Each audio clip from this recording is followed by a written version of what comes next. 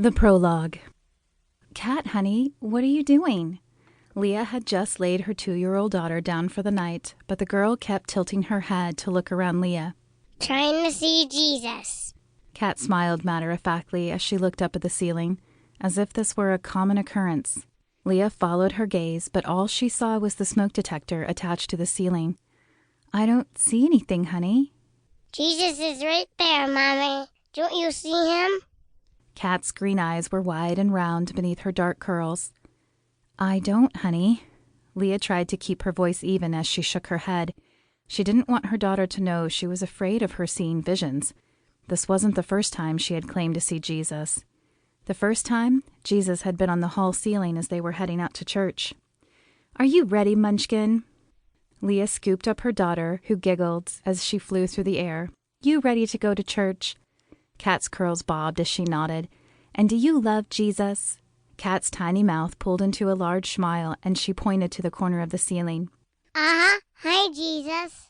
She waved her little hand, the same way she waved to Leah whenever she dropped her off with the nanny. Leah brushed it off as a 2-year-old's imagination. Do you see Jesus up there? Cat nodded again, and Leah kissed her on the cheek. Well, that's nice. I wish I could see Jesus like you do. The second time, Jesus appeared in the corner of Cat's ceiling as Leah was reading her a story. Honey, where are you going? The story isn't finished yet. Leah watched as Cat toddled over to the small area between the closed bedroom door and the closet. She pointed her tiny hand up at the ceiling.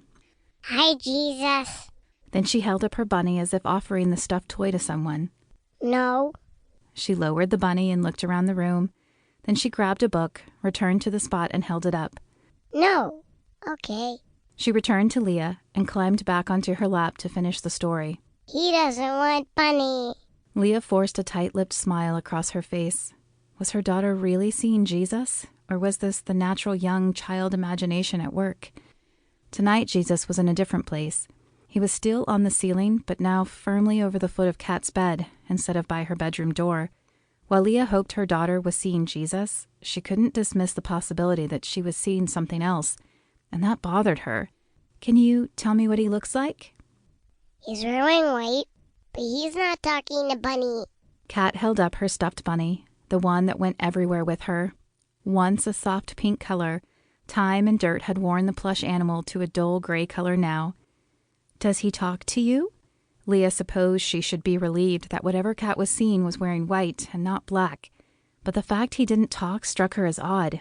If Cat was seeing Jesus, wouldn't he tell her how much he loved her or something like that?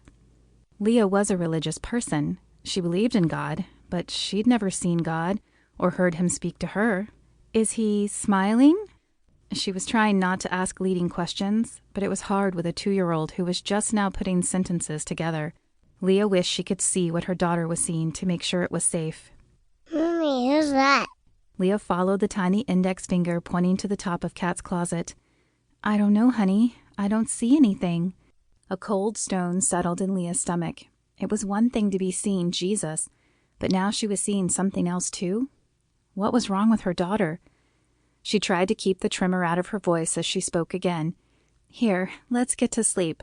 We'll see Jesus in the morning.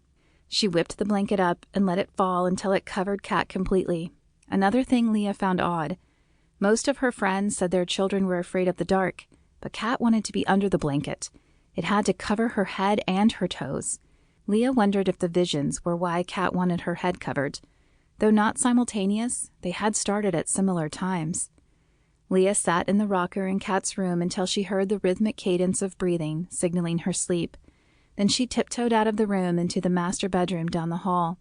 Her Bible lay on her nightstand, where she kept it to remind her to read every night, and she picked it up before sinking to her knees on the floor. She clutched the Bible against her chest and turned her head heavenward. Lord, please protect my daughter. I don't know what she is seeing, but please protect her. That was all Leah could get out before the tears ran down her cheeks. She had waited so long for her baby girl, and now she was terrified that either something was wrong with her or that something would happen to her. To keep listening to this audiobook, I've left you a link in the description so you can do it at no cost thanks to Audible's 30-day free trial.